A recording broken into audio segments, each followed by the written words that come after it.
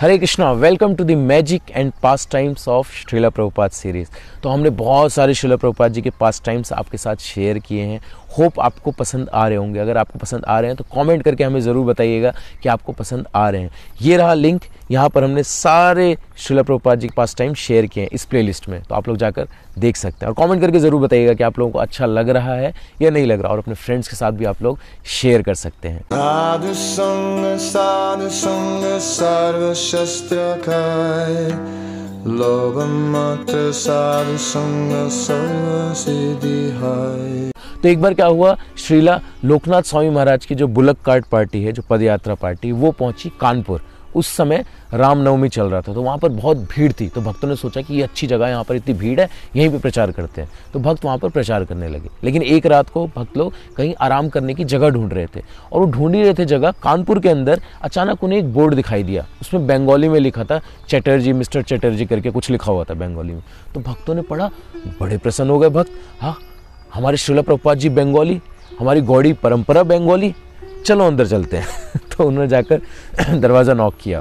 चटर्जी जी आए, दरवाज़ा खोला तो भक्तों ने बताया हम हरे कृष्णा मूवमेंट से हैं और हम ऐसे ऐसे प्रचार। अरे आप लोग आइए आइए। बड़े खुश हुए चटर्जी जी, उनको अंदर लेकर गए। तो भक्त लोग अंदर गए, चटर्जी जी ने उन्हें बिठाया। तो भक्त लोग उन्हें बताने लगे, ये देखिए ये Back to Godhead magazine है, ये हमारे श्रीला प्रभुपाद जी की पुस्तक है। तो चटर्जी जी जो हैं वो मुस्कुरा रहे थे मन ही मन। फिर उन्होंने कहा, मैं आप लोगों को एक बात बताऊँ?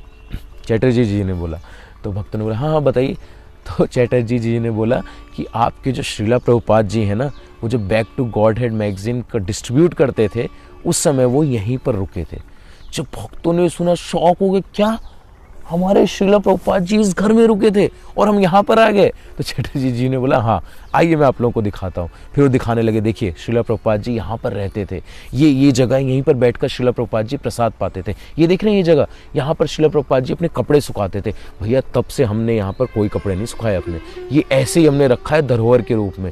ये स्वामी जी का ही है, स्वामी जी के लिए बिल्कुल रिजर्व पूरे जीवन के लिए, इसमें हमने कभी अपने कपड़े नहीं सुखाए। तो ऐसे करके चटर्जी जी उनको भक्तों को बताने लगे। भक्त शॉक्ड रह गए, श्रीला प्रभुपाद जी यहाँ रुके थे, ओ माय कृष्णा। फिर चटर्जी जी अंदर गए और वहाँ से एक Back to Godhead magazine लेकर आया और उसे दिखाया खोलकर, और उसमें एक लाइन लिखी थी, Krishna has a personal form, और वो अंडरलाइन किया हुआ था। तो भक्तों ने बोला कि ये आपने अंडरलाइन क्यों किया है? तो चटर्जी जी ने बोला कि मैंने नहीं किया है, आपके स्वामी जी ने अंडरलाइन किया है। बोला प्रभुपाद जी ने? बोला क्यों, उन्होंने क्यों अंडरलाइन किया?